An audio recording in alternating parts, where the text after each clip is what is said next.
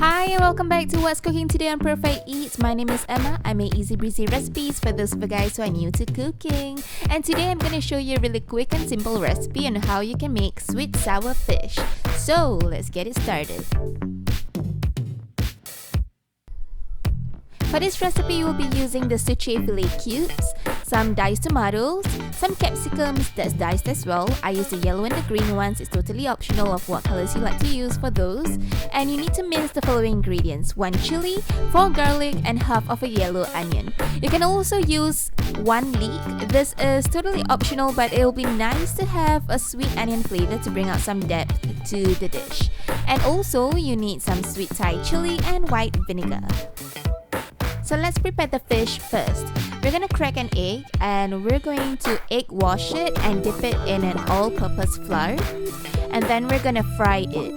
So we're just going to create a really nice crispy coating to the fish cubes.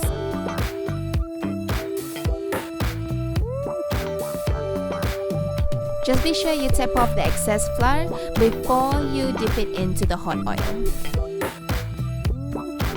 So what we're going to do here is we're just going to repeat the process until we're done with all of the cubes. Make sure it has this nice golden color all the way throughout and that it's cooked all the way through as well.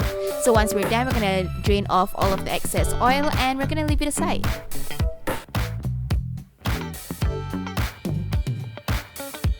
Alright, so once we've settled that, we are going to focus on our sauce. What we're going to do now is saute all of the minced ingredients, which is the garlic, the chili, as well as the yellow onion together with the leeks.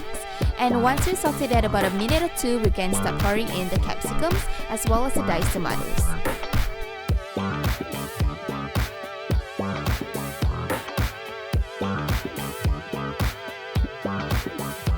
Once we sauteed all of the ingredients for about 3 to 4 minutes, I'll start pouring in Thai chili sauce. A sweet Thai chili sauce is made perfect for this recipe. It has this tangy sweetness to it and it has this robust flavor of the vinegar. But either way, we're still going to add in a little bit more of vinegar. I'm just adding a teaspoon extra. Also, if you feel that it starts to get a little bit dry, you can add in extra water before you add in your cornstarch slurry. Now, this cornstarch slurry is actually made with a teaspoon or 2 of cornstarch with hot boiling water into a slurry, and we're just going to add in continuously or gradually into the mix. And this is going to thicken up the sauce.